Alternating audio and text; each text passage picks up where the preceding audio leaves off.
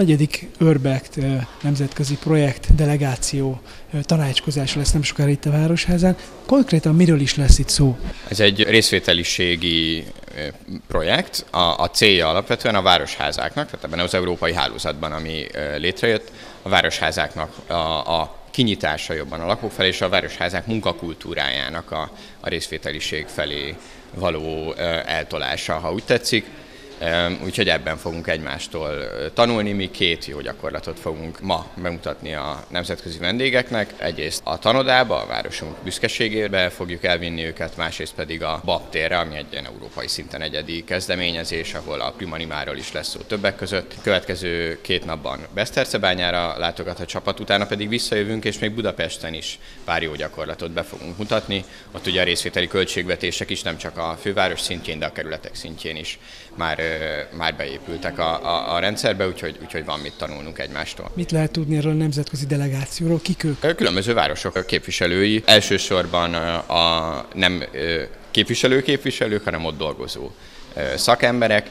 Nálunk még nincs ilyen, de sok más városban van külön részvételiségi iroda, ahol 1-2 ember, vagy akár többen azzal foglalkoznak, hogy lehet jobban bevonni a lakosságot. Segíthet a település szervezésben a későbbiekben a maihoz hasonló projekt? Hogyne, abszolút, igen. Tehát úgy gondolom, hogy igazán csak együtt érdemes gondolkodni, meg tervezni, és az is nagyon fontos, és erre nagyon jól reflektál az előző Urbact fázis, amiben a cégekkel mélyítettük el az együttműködést, hogy ahogy a világ egyre bonyolultabb lesz, miközben Magyarországon az önkormányzatok mozgástere az radikálisan szűkül, mind jogilag, mind pénzügyileg, akkor új szövetségeseket, új társakat kell találni, és hát ez maga a lakosság és az itt dolgozó cégek. És egyébként maga a nemzetközi kapcsolatok is, megint csak ugye ez történik itt. Úgyhogy én abszolút ebben hiszek, hogy erre van az előre, és úgy látom, hogy Budaörs jó úton halad. Nagyon sok szeretettel köszöntök én is mindenkit. Egyfelől Budaörs város, másfelől az Urbact program lelkes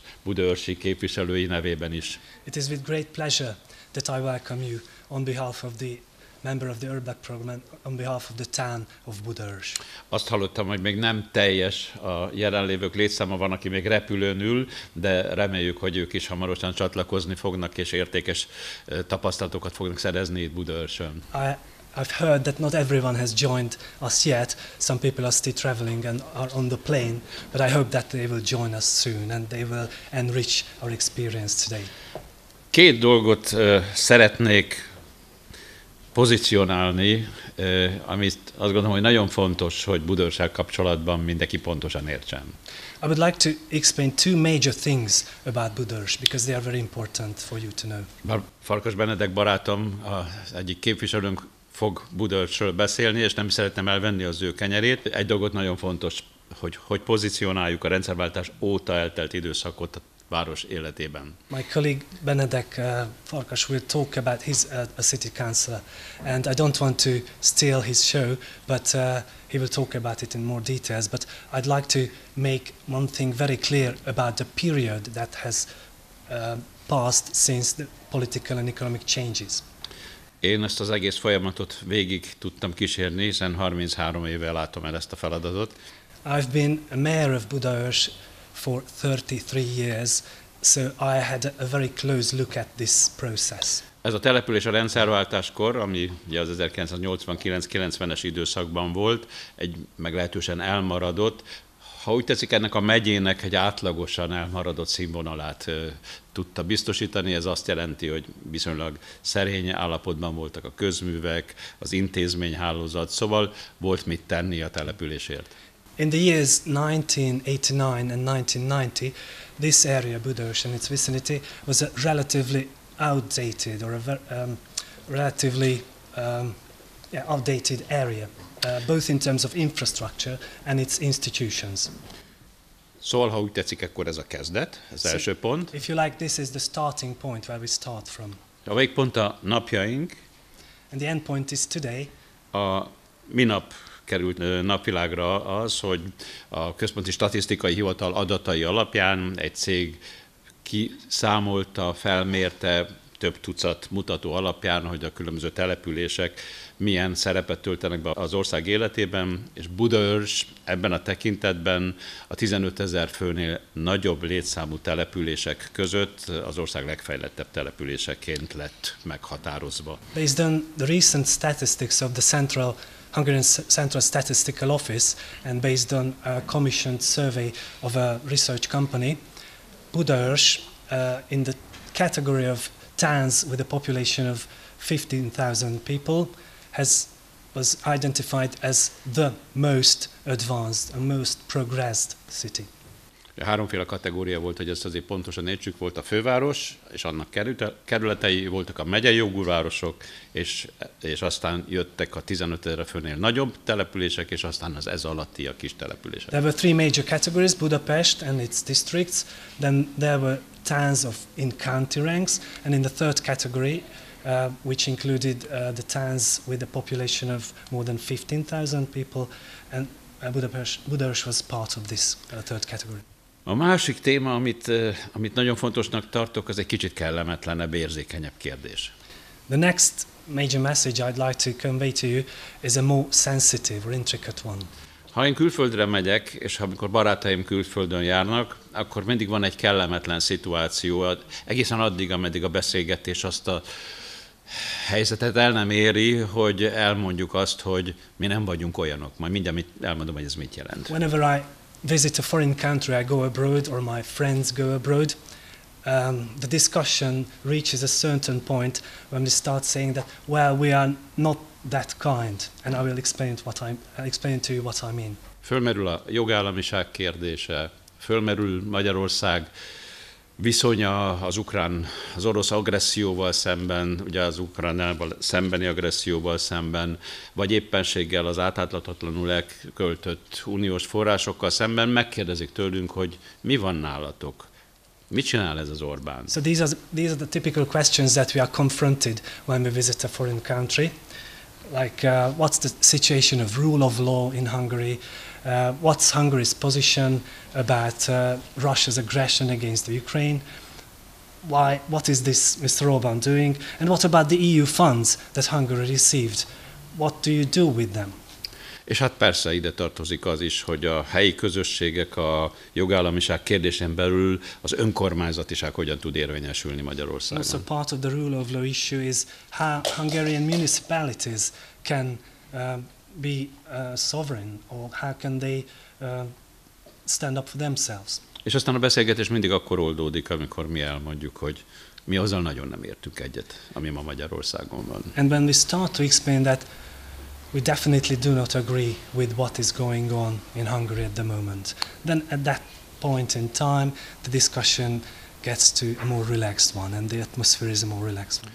Egyébként ez egy nagyon érdekes dolog, hogy miközben az országban ezzel együtt ez a monolitikus rendszer működni tud, Budaörsön most már a második ciklus óta mi, akik ellenzékiek vagyunk, az összes választókörzetet meg tudtuk nyerni, vagyis gyakorlatilag az önkormányzatban minden választott pozíciót, a lista, ugye nem, mert aztán vannak a listások, azok 3 főt jelent, tehát az összes választott pozíciót az ellenzéki képviselők nyerik meg. And it's interesting to see that despite this monolithic structure in the central government, here in Budaörs, we are in the second cycle of an opposition power, when all the positions in the municipality are provided by opposition parties. And apart from the list, the 3 people who got through the elected board through the list. És hogy mi mennyire másképpen gondolkodunk éppen az Ukrajnával kapcsolatos kérdésben, arra ugye tudom, hogy az egyik helyszín az a tanoda lesz, amit meglátogatnak. And to explain you how differently we think in terms of Hungary's strategy or policy regarding the Ukrainian situation, we will take you to Tanoda, a very interesting NGO center where learning activities are provided, and this will be a good case in point to explain you how different our position from the central governments. Tanodában sokféle tevékenység folyik, és vannak kulturális vonatkozásai is. In this learning center, there are various kinds of activities that are ongoing, and there are some of it are related to culture. Működik egy nyitott kórus, ami a tanodán belül jött létre, And there's also an open choir, a chorus, ahol néha én is hát igyekszem nem elrontani a hangommal, de így egyébként részt veszek a kórus fellépésein. that sometimes I myself join, and I also sing as part of the choir. Van egy orvoscsapat, nagyon jó barátaim, részben budaörsi indítatásúak, akik a háború kitörése óta folyamatosan heti rendszerességgel mennek ki szabadidejükben segíteni azoknak, akiket a háború borzalmai menekült szállókra kényszerített. And there's a team of local physicians, doctors, who in their spare time, in their free time, go to Ukraine and help people who are in refuge centers and who are wounded, and they go there and help them and cure them. És beszélgettünk velük, és kiderült, hogy karácsonykor egy kicsit kibővített elképzelésük van, nevezetesen azoknak, akik már 2 éve tényleg nagyon szomorú körülmények között menekült szállón élnek, és ezeknek nagy része gyermek, édesanyja és idősek, ajándékot vinnének, és úgy döntöttünk, hogy ebben mi együttműködünk, valamennyi gyereknek gyűjtésből ajándékot vittünk, és kimentünk ezzel a kórussal, hogy egy kis karácsonyi hangulatot tudjunk számukra nyújtani. And we had a very interesting and very nice project last Christmas. Together with this group of local physicians, we decided that the choir will also join them, and we took some gifts for Christmas with us, and we visited these refuge centers where mothers and wounded people and elderly people and children were. És ezt azért tartottam fontosnak elmondani ebben a körben, és ehhez kapcsolódóan, hogy van egy másik Magyarország is. And I wanted to tell all this to you because I want to explain that there is another Hungary. Mert ennek a látogatásnak a kapcsán találkozni tudtunk helyi ukrán vezetőkkel. Because during this visit at Christmas, we could meet local leaders in Ukraine. Ők természetesen föltették nekünk ugyanazt a kérdést, amit sokan föltettek, hogy ha 1956-os forradalmat oroszok verték le Magyarországon, hogy lehetséges az, hogy ma velük nem szolidáris ez a Magyarország? And they asked us this interesting question: if Hungary's revolution in 1956 was aggressively tramped down by the Soviets or the Russians, why aren't we showing solidarity towards the Ukrainian people now? És akkor azt válaszoltuk, hogy igen, tudjuk, ezt mi is nagyon szomorúnak tartjuk, de fontos, hogy tudják, hogy Magyarországon nem csak ez az orvoscsoport, hanem nagyon sokan vannak, akik szolidárisak, akik az agresszió áldozataival ő mellettük állnak, és akik minden segítséget igyekeznek megadni, és persze mi is reméljük, hogy előbb-utóbb ennek az agressziónak vége lesz, még hozzá úgy, hogy az a független, szuverén állam Ukrajna meg tudja őrizni a területeit és a szuverenitását. And their answer was that, of course, we definitely want to do our utmost and help them in every other way. And it's not only us, there are a lot of other people in Hungary and groups in Hungary who think similarly. And we want to give them every possible hope and every possible assistance and help to enable them to be sovereign Ukraine. Meglehetősen elkanyarodtunk a témánktól. We are a bit far from our initial topic. De azt gondolom, hogy nagyon fontos, hogy ezt különösen azok, akik nem Magyarországon élnek, értsék, hogy vannak ilyen gondolkodású emberek is Magyarországon. But I felt it important to explain that there are these kinds of people in Hungary living who are thinking differently. Ami a konkrét együttműködést érinti ezzel a körrel, vagyis az Arvak 4 programnak a résztvevőivel, az egy folytatása a korábbi, a harmadik fázisban részt vett programunkon, ahol a téma, az alapvető téma az volt, hogy hogyan tudjuk bevonni a gazdálkodó szervezeteket a társadalmi felelősségvállalás keretében különböző helyi programok megvalósításának. This Urbak 4 is the continuation of Urbak 3 when we worked out ways how to involve local groups, local companies and NGOs in finding a cooperation. Ebből nagyon jó tapasztalatokat szereztünk, egyfelől nagyon sokat tanultunk a külföldi partnerektől, másfelől helyben tényleg tudtunk cégeket bevonni, és létre is jött egy Budaörs közösségnek nevezethető szervezet, ahol civil szervezetek, gazdálkodó szervezetek az önkormányzattal közösen tudják megfogalmazni a problémákat, és keresünk közösen a megoldásokat. And this was so successful that the corporation has been maintained in the long run and even formalized under the name of Budaörs Community. So in this community now we have several members, including the municipality, and we are in the process of recruiting new members. In addition to companies, we have NGOs who are involved in this work.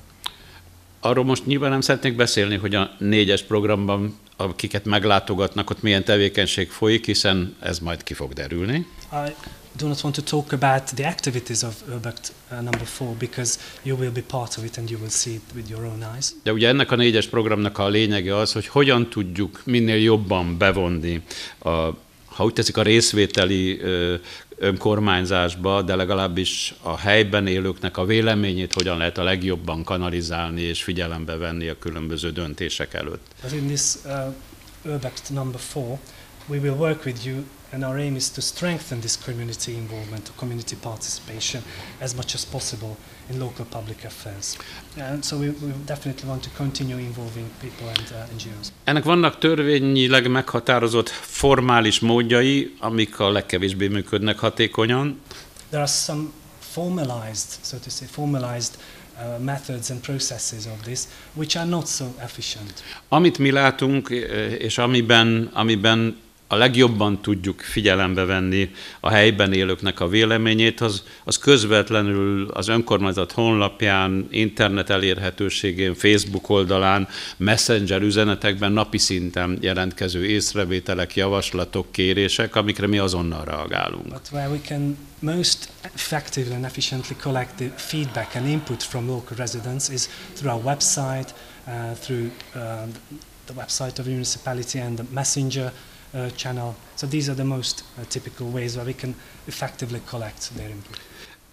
És vannak úgynevezett formális helyi sajátosságok. Mi létrehoztunk egy idősügyi tanácsot. And there are some other formal channels or formal platforms. For example, we set up an elderly council. Hogy létezik egy olyan, hogy esélyegyenlőségi szószóló, nem tudom ezt angolra hogy lehet fordítani. There's a kind of an ombudsman for equal opportunities or equal chances. Ő összefogja azokat a szervezeteket, akik valamilyen módon hátrányos helyzetben vannak, mozgáskorlátozat, látáskorlátozat, vagy egyéb problémák okán. And this ombudsman, this person acts as a coordinator of all the organizations for the disabled or for the sight impaired or hearing impaired. És minden egyes olyan fejlesztésnél, közterületi kialakításnál kikérjük az ő véleményüket, együttműködünk abban, hogy milyen meglátásaik vannak, hogy érdemes kialakítani bármit úgy, hogy ezeknek a közösségeknek ez a lehető legkisebb terhelést, vagy éppenséggel a legjobb megoldást jelentse. And whenever we have a development project in mind, so developing the infrastructure in public areas, we always invite their opinion to put them the least burden or to have them the most effective way. Vagy hogy egy nagyon egyszerű példát mondjak, van egy bringás egyesület Budaörsön. Or just to give you a very simple example, we have a cyclists club in Budaörs. Akik egyébként ilyen szabadidős, meg versenysportban is részt vesznek. And they are also supporting mass sport events and also racing sports events. És amikor a kerékpár utas hálózatot alakítottuk ki, akkor természetesen az ő javaslataikat kértük be, és aztán ültünk le szakemberekkel, tervezőkkel, és ezt a jövőben is így gondoljuk a fejlesztéseket megvalósítani. And when we decided to develop a cycling network or a road network in Budaörs, it was them who we contacted first, and we invited their opinion first, and it was after this that we sat down with architects and designers and developed this infrastructure project. De ezek csak példák, But these are just very simple examples. és nyilván az a két példa is, amit bemutatnak a kollégák, azok is példák, és a cél az, hogy minél több olyan ötletet tudjunk egymással kicserélni, amiből mindenki tud tanulni. The two other examples that you will visit today are just other additional examples, and the key thing is just to invite as many valuable and valid ideas as possible from the community. Nagyon remélem, hogy önök is kapnak hasznos útravalókat, és mi is tudunk sokat tanulni önöktől. And I hope that you will get some very useful and valid takeaways, and we definitely would like to learn from you. Jó időtöltést kívánok itt Budaörsön. And I wish you a successful day here in Budaörs. Thank you. All right, so I'm Benedek Farkas. I was elected in 2019, just like Mark here. My main issues are politics, sustainability, and education policy. In fact, I grew up in the neighboring town of Törökbálint, which you can see on the map here. That is Törökbálint. And I tell you this detail because this means that my deep patriotism for Budaörs is also mixed with the outsider's appreciation. I don't take Budaörs for granted. I know how it is to live in other cities. I know other places. Of course, Törökbálint is also a pretty amazing place, but Budaörs is even better. So I don't just talk with the patriot's pride, I also talk with the outsider's appreciation about Budaörs. Just to give you a tiny bit of history of Budaörs, it was first mentioned in a king's letter in 1236, so in the High Middle Ages. And after the Ottoman Wars, which you might know devastated most of southern and eastern Europe and the Ottoman occupation, it was resettled by German settlers. So we do have a German name of the city, which is Budaörs, and in a lot of family names still today in Budaörs, you will notice, just like the mayor's name sounds German.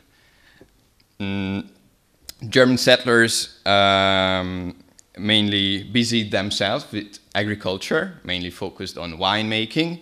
Then the phylloxera pandemic came and, as you might know, devastated the winery in a lot of Europe. So then these settlers pivoted to fruits, mostly peach, the famous Budaörs peach, which many people know in the region at least. Also, according to legend, you see the beautiful hills also on the video and also when you're around in the city. They are rocky, right? But some of them are covered with earth, soil. According to legend, it was the hardworking German settlers who, with their donkeys, brought the soil up to the mountains so that today trees can grow on them. Last bit of tidbits about Budaörs' history is the Battle of Budaörs, which is studied by every high school student in Hungary. It was likely the event that decided whether Hungary would remain a monarchy in the 20th century or slowly become a republic in the end. And now on to other topics, which of course many of them the mayor has already covered. Since 1989, the fall of the Iron Curtain, the democratization process in Central and Eastern Europe, Budaörs' population just about doubled, which is quite crazy if you think about it. And it also worth it to note that if you look at these maps, which you see everywhere in the town hall, and I saw that Mark has already talked about it a bit, is that basically the whole territory of Budaörs is covered by houses, right? This is not normal. Mostly a city, villages will have agriculture areas around them. Budaörs is pretty much wholly populated by either industry or people. And that is what we rely on.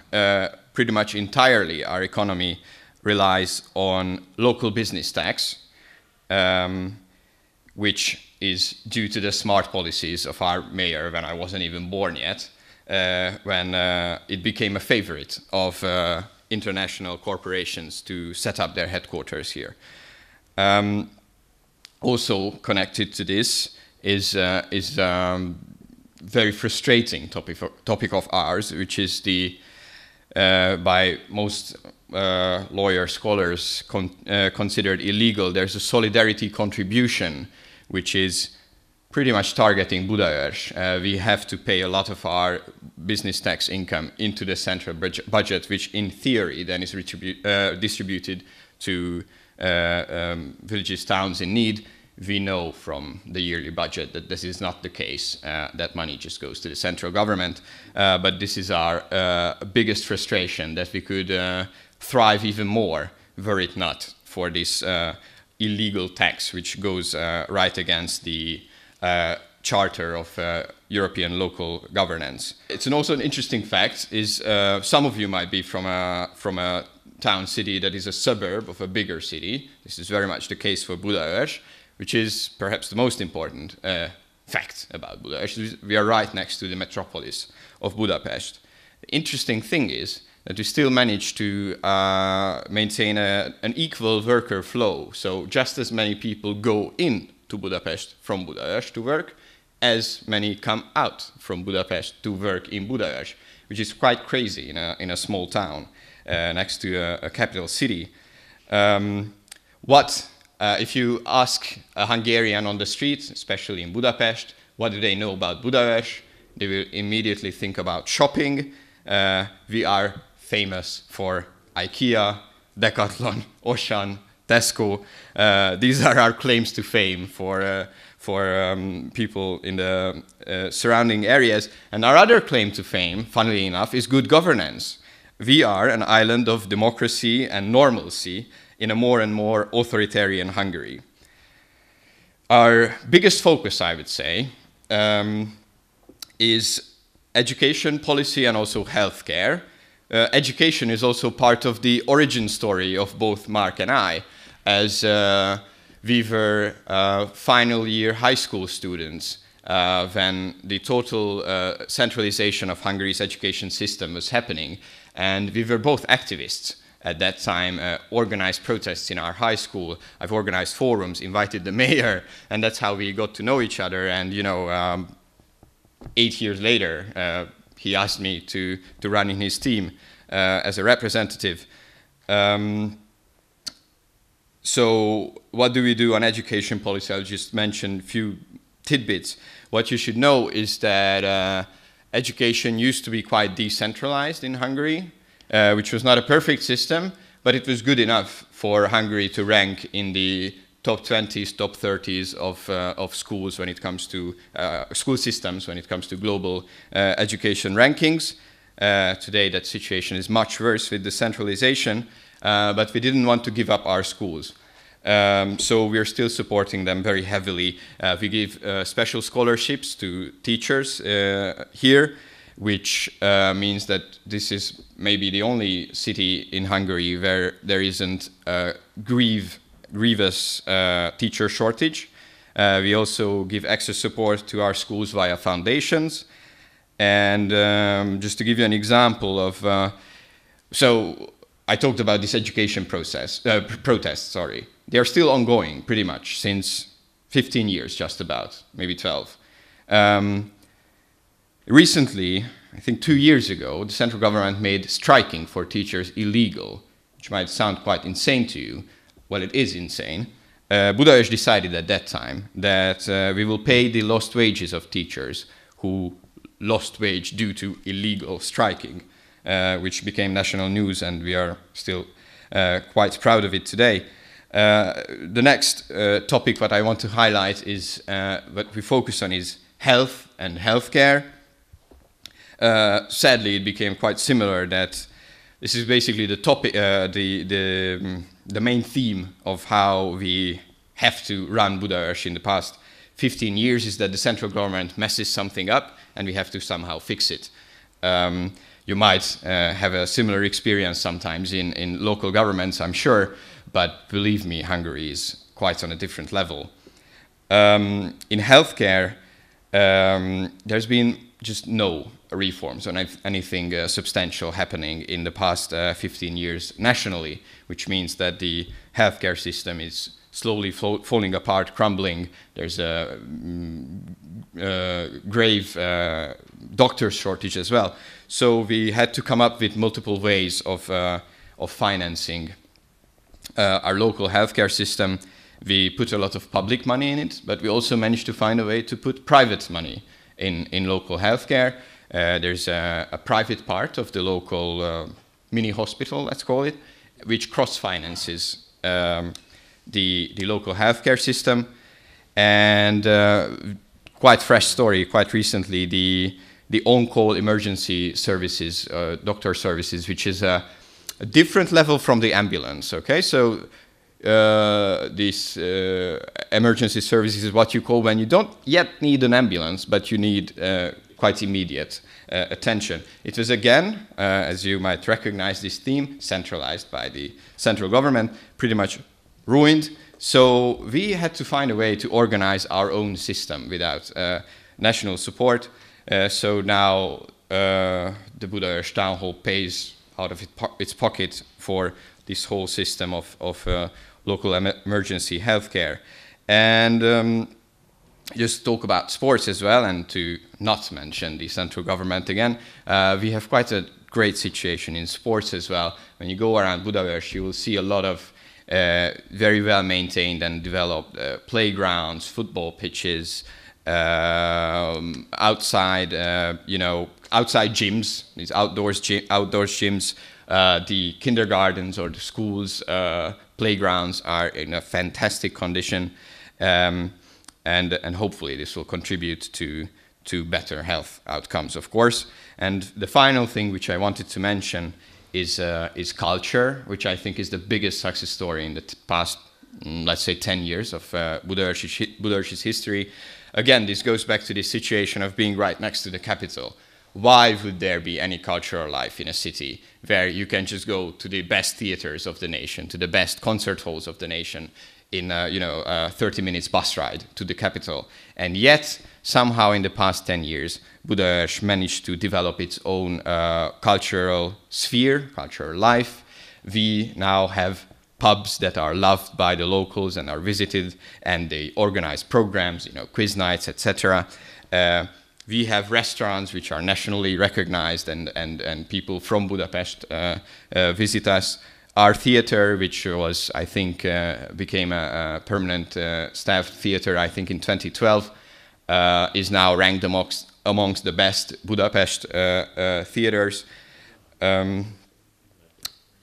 This is quite amazing. We are no longer a sleeping town, as most towns are in a Budapest area or any capital cities area.